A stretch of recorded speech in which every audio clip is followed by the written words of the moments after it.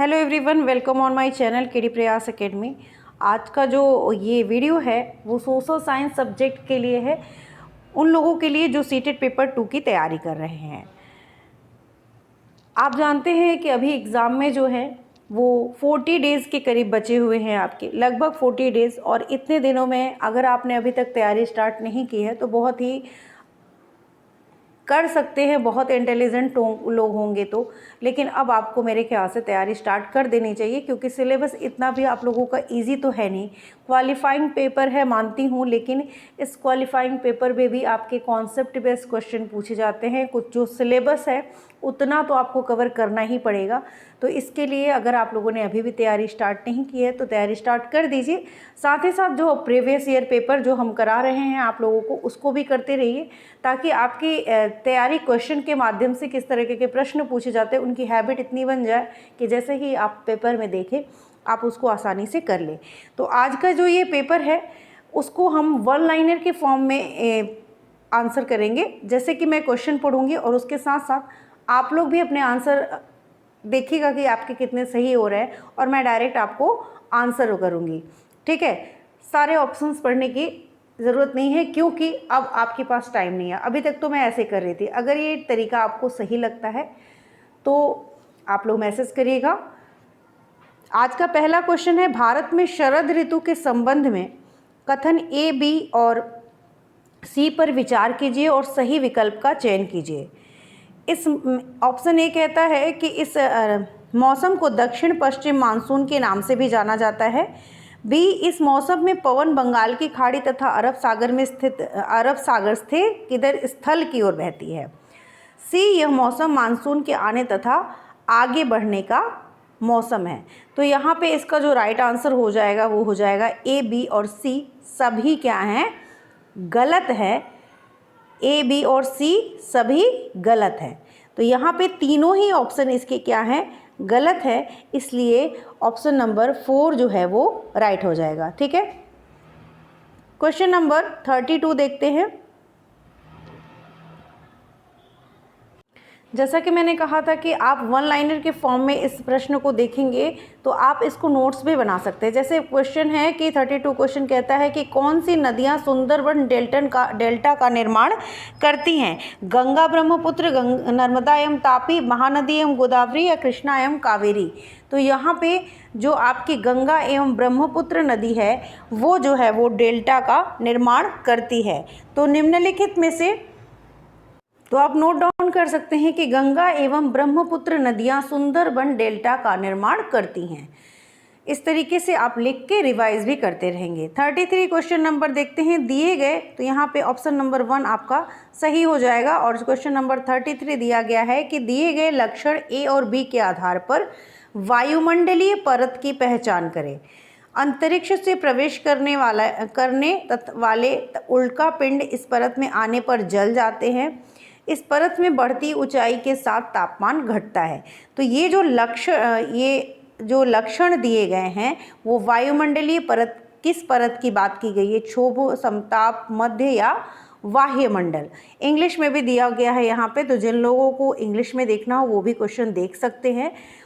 इस तरीके से जो क्वेश्चन नंबर 33 है ये मीजोस्फीयर इसका आंसर होगा कि मीजोस्फीयर, ये जो वायुमंडलीय परत की पहचान के जो लक्षण दिए गए हैं वो किसका लक्षण है, मीजोस्फीयर यानी मध्यमंडल की।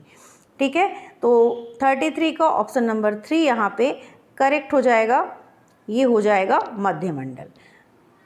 क्वेश्चन नंबर 34 देखते हैं।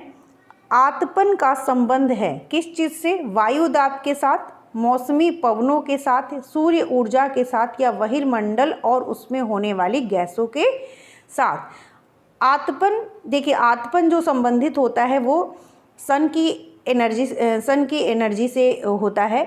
और यहाँ पे 34 का ऑप्शन नंबर 3 जो है वो करेक्ट हो जाएगा, सूर्य ऊर्जा के साथ यहाँ पे इसका संबंध है। तो ऑप्शन नंबर 3, आतपन का संबंध सूर्य ऊर्जा के साथ होता है। ये नोट डाउन कर लीजिएगा आप लोग नोट्स के फॉर्म में भी। जो क्वेश्चन आपको नहीं आते हैं प्रीवियस ईयर देखिए, जब भी सॉल्व करिए तो जो क्वेश्चन आपको नहीं आते हैं उनको आप नोट डाउन कर लिया करिए, ताकि वो कभी दोबारा आपके गलत ना हो।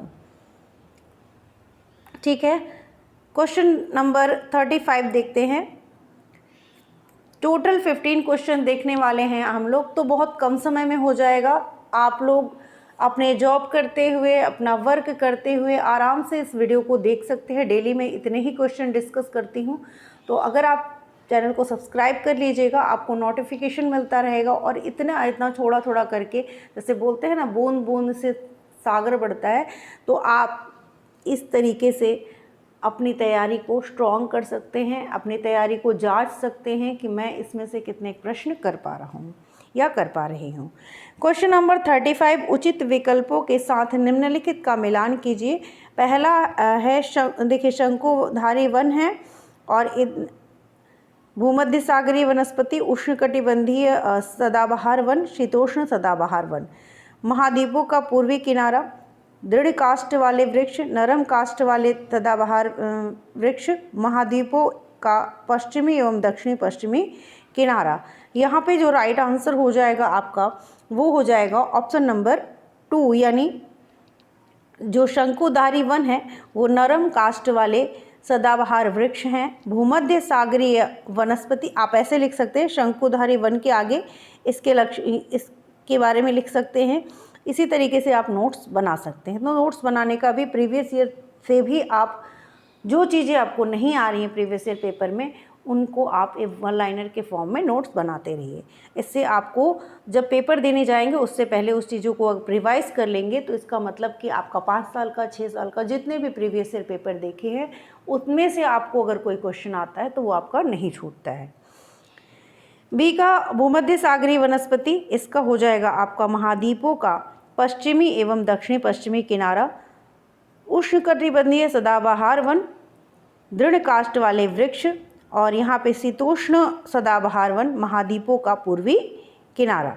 ठीक है, तो option number 2, 35, question number 35, option number 2 is the right answer. और नेक्स्ट क्वेश्चन देखते हैं। दिए गए दोनों कथनों पर ध्यान दें। क्वेश्चन नंबर 36 कहता है कि दिए गए कथनों पर ध्यान दें और उचित विकल्प का चयन करें। कथन ए कहता है कि सहारा रेगिस्तान एक समय में पूर्णतया हरा भरा मैदान था।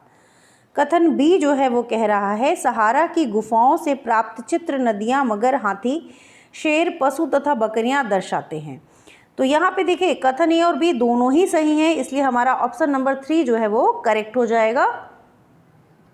यहाँ डॉल्फिन के बारे में बात की गई है क्वेश्चन नंबर 37 में, और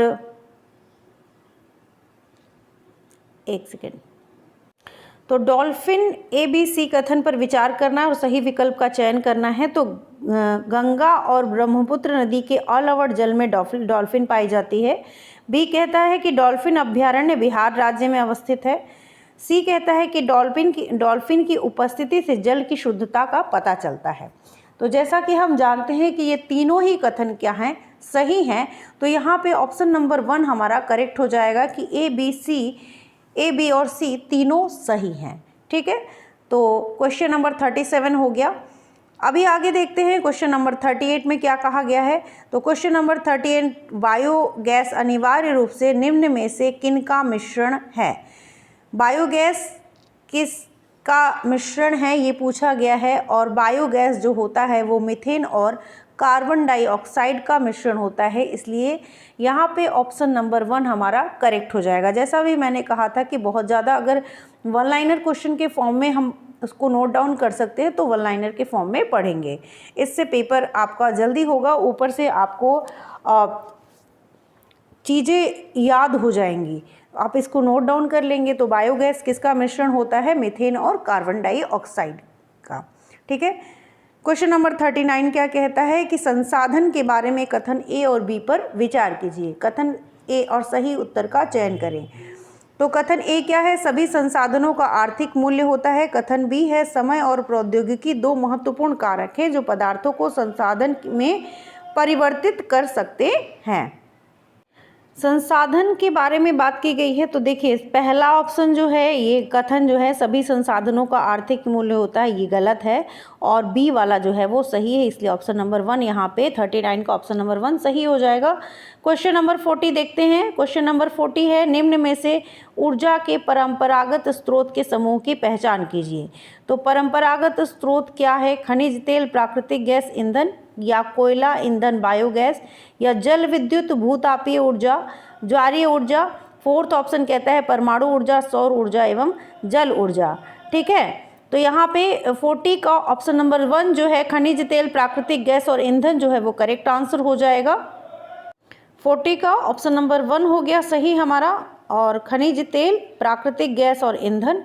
क्वेश्चन नंबर 41 कहता है कि प्राकृतिक संसाधनों के प्रकार को उनके वर्गीकरण के साथ मिलान करें। वर्गीकरण का आधार है इधर और संसाधन के प्रकार इधर दिए गए हैं। विकास व प्रयोग का स्तर, उद्गम, वितरण, भंडार, वास्तविक और संभाव्य, जैव और अजैव, सर्वव्यापक और स्थानिक, नवीकरणीय और अनवीकरणीय। तो यहाँ पे आधार और संसाधन के प्रकार इनका मिलान करना है, और यहाँ पे जो करेक्ट आंसर हो जाएगा वो हो जाएगा ऑप्शन नंबर 1, यानी विकास व प्रयोग का स्तर वास्तविक और संभाव्य, उद्गम जो है वो जैव और अजैव, वितरण सर्वव्यापक और स्थानिक, भंडार नवीकरणीय और अनवीकरणीय। तो यहाँ सामने सामने ही दिए गए हैं, सिर्फ कंफ्यूज करने के लिए दिए गए हैं, तो ये ऑप्शन नंबर 1 यहाँ पे आपका सही हो जाएगा। ठीक है, देखते हैं नेक्स्ट क्वेश्चन क्या पूछा गया है। तो नेक्स्ट क्वेश्चन है कथन से, कथन ए और कथन बी। लगभग 12,000 साल पहले भारत में कई क्षेत्रों में गर्मी बढ़ने के कारण घास वाले मैदान बनने लगे। कथन बी कहता है कि हिरण, बारहसिंगा, बकरी, भेड़ और मवेशी जैसे जानवरों की संख्या बढ़ी। तो यहाँ पे कौन सा कथन सही है, कौन सा गलत है, यही ऑप्शन हमको सेलेक्ट करना है। तो यहाँ पे जो राइट आंसर होगा वो हो जाएगा ऑप्शन नंबर 4, यानी कथन ए और बी दोनों सही हैं, किंतु ए का कारण बी नहीं है। जो ए है कथन, उसका कारण बी नहीं है, इसलिए यहाँ पे ऑप्शन नंबर 4 यहाँ पे करेक्ट हो जाएगा। ठीक है, क्वेश्चन नंबर 43 देखते हैं, और पुरास्थल के बारे में बात की गई है। पुरास्थलों के संदर्भ में निम्नलिखित में से कौन सही है?